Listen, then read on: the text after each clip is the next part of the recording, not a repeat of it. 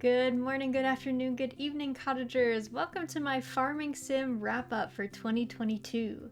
This will be an entirely subjective review of all the farming and farming adjacent games we played together this year. As a little disclaimer, the ranking of these games is based solely on my preference alone and how much I personally enjoyed playing them. If your favorite game isn't ranked as highly as you'd like, I'm sorry that our scoring didn't align this time. I promise you, I don't think poorly of any of the games on here. Some of them just weren't my cup of tea as much as the others. I'd like to first start with the farming adjacent games.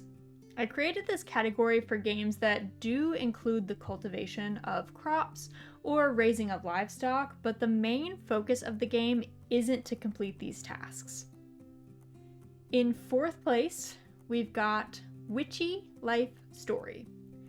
This is a short but sweet visual novel with some gardening and crafting elements, all centered around a young witch who gets caught up in some trouble and is sent to the rural town of Flora by her grandmother to help them prepare for their annual harvest festival.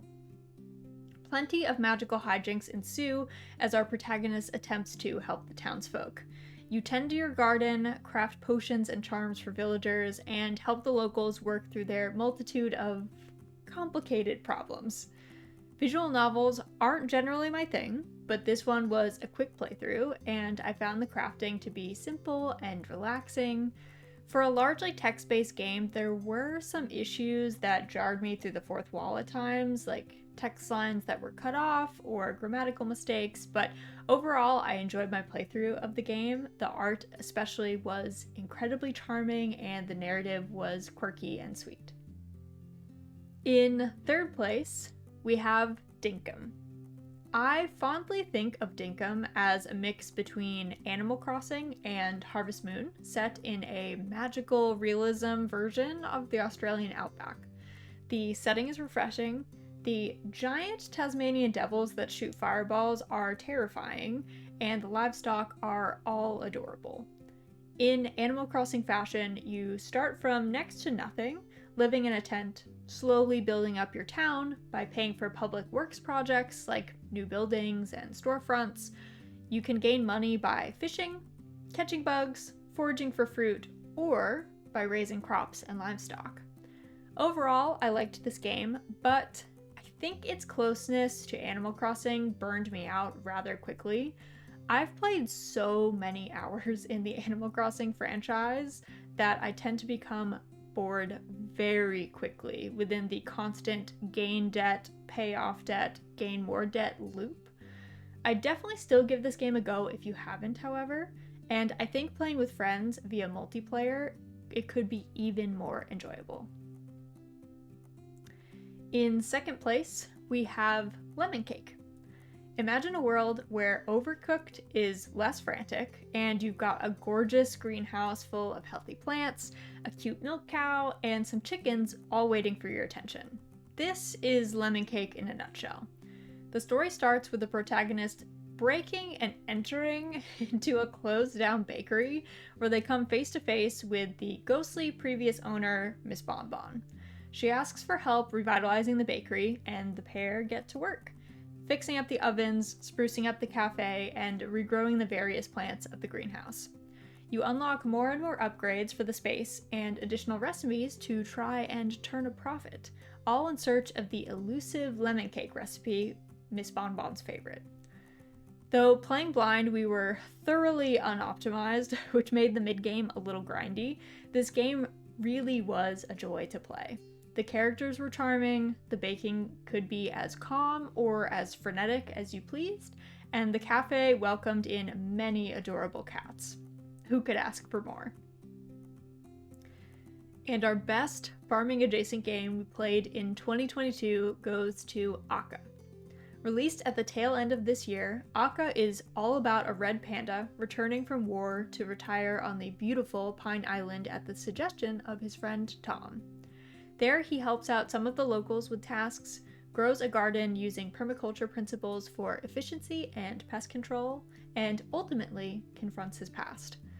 The art in this game is gorgeous. The pace is entirely relaxed, The farming is simple, but interesting in its use of companion planting, and it made me cry multiple times. I will give a warning. This game is quite sad. The aftermath of war is never pretty, and some of the horrors experienced by soldiers and civilians alike is discussed. It is ultimately uplifting and an excellent diversion, though a short one. APICO is a bit of a mixed bag with crafting, farming, rhythm games, and its very own card game, so specialists should take note. The initial launch was a bit shaky with a number of bugs, but at the time of this recording, the team has since worked hard to address things. I think for those who'd like a fairly short, cozy narrative game with a variety of gameplay elements, including farming, APICO is a solid pickup. Now we move on to the farming sims we played this year. Unlike the farming adjacent games, the main focus in this set is cultivating crops or raising livestock. There may be other gameplay elements available, but farming remains the focal point in these ones. In 6th place, we've got Chooks, an educational game designed to teach people about the joys of backyard chicken keeping. Chooks is a very simple, cozy game that can be played entirely with a mouse. Your goal is to scale up your chicken farm, unlock new breeds of chickens, both real and fantastic alike, and decorate your farm to give your chooks plenty of enrichment opportunities. With 4 distinct seasons, each with their own challenges, plenty of decor, and a host of hilarious chickens, Chooks is an entirely wholesome diversion. Though the gameplay loop can get repetitive for some, it's also quite cozy once you get into the swing of things. That is, until you take your eye off the temperature gauge and your heater shuts off. Those who like achievements and collectibles will probably enjoy going for all the extra, special, and rare chickens this game has got to offer. In 5th place, we've got Stardew Valley Expanded. For anyone who has enjoyed Stardew Valley but hasn't tried any of the expansion mods, I highly recommend you try this one. The additional characters, new areas, extra cutscenes, and best of all, the addition of many NPC-run gardens make this a worthy time investment. As many cottagers know, Stardew Valley is far from my favorite farming sim, but I still enjoyed my time revisiting Pelican Town. This expansion brought back the excitement and sense of exploration that is lost after you've played through the main story enough times, and I'd encourage you to try it out for your next Stardew run. In 4th place, we have Story of Seasons Pioneers of Olive Town. Up until this past November, this was the latest addition to the Story of Seasons franchise, and my first time trying out one of the most recent games in a very long time. Our protagonist ends up taking over their grandfather's farm just outside Olive Town, which is rather down on its luck, trying to attract more tourists. We ended up romancing Ralph, the park ranger, and completed the Town Mystery Files DLC storyline. As we get to the end of the year, we're also close to finishing up the town revitalization projects. Overall, I liked a number of elements in this game. Many of the cutscenes were quite sweet. The camera made for a really interesting way to look at landscapes around the farm, and taming was a refreshing take on how to gain new varieties of animals in a farming sim. I wasn't a huge fan of the multitude of maker machines a la Stardew Valley, which is part of why this game isn't higher on the list, but still had a good time playing through. For those that really like to go all out and landscape their farm, Pioneers has many options for that, and I've seen some really lovely creative builds out there. In 3rd place, we've got APICO. I was pleasantly surprised this year with this beekeeping sim that I've been slowly working my way through. Our protagonist arrives on the archipelago where their grandmother resides and takes up the job of revitalizing several bee species thought to be long extinct. You crossbreed bees to discover previously lost species, keep them in hives to make honey for you, which you can refine into mead, apicola, to sell, and breed bees to release them back into the wild to ensure that their populations return to a healthy level. There are a variety of biomes to explore, and later this year they added a large patch introducing butterflies and solitary bees for some additional pollinator fun. I find this game to be very relaxing, but also mentally engaging when trying to figure out which individuals would be best to breed together for my intended result. It's a perfect mix that sucks you in, and suddenly you come out of your bee-dominated haze to realize that hours have passed. A perfect diversion when you need it. In second place, we've got Harvest Moon SNES. I'll admit, I was not expecting to get nearly as attached to this game as I did. As it was created for the SNES, the memory options were fairly limited, and as such, this isn't a game with a ton of crops, a huge cast of characters, or very many places to explore, and yet, when we were nearing the game's completion, I suddenly became very sorry to be leaving it all behind. Even played in 2022, the simplicity of Harvest Moon SNES is refreshing, and it's easy to see why this was the game that made so many people fall in love with gameplay that would later become an entire genre.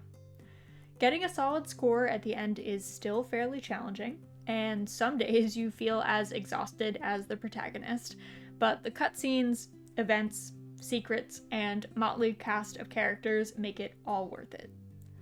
We married Nina, live frog feeding and all, and couldn't have been happier for it. If you missed playing this title, or haven't gone back in a while, there's no time like the present to experience this joy of a game. And finally, in first place, for my favorite farming sim of 2022, we've got Doraemon Story of Seasons. I think anyone who came by the stream or watched any of the VODs probably saw this one coming, but I can confidently say that Doraemon Story of Seasons is my favorite farming sim of all time. The art is incredible, it has an actual plot, the writing is S tier, its voice acting is so brilliantly done and requires no localization, and the lack of romance is so refreshing. I love everything about this game, and honestly, my only negative is that there should be a warning at the beginning of the game that you're about to get yourself into 45 minutes of unskippable cutscenes to set up the isekai plotline of this game, but I don't actually mind the short film I clicked through to get to the start of the game. I simply would have liked a warning first.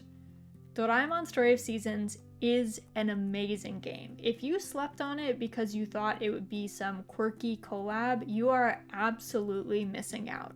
I cannot wait to finish this game and play through the sequel. Hands down, it has been my most enjoyable playthrough of 2022. And that concludes my rundown of all the farming and farming adjacent games we played together this year. Are you surprised by any of the rankings? As always, I'm happy to take any suggestions for games you'd like to see me play through. My 2022 was made incredibly special by all the time I got to spend playing all of these lovely games. If you haven't tried them, I highly suggest giving them a go for yourselves. You'll have to let me know what you think of them. As always, I hope you all have a lovely rest of your morning, afternoon, or evening, and I will catch you all again soon, cottagers.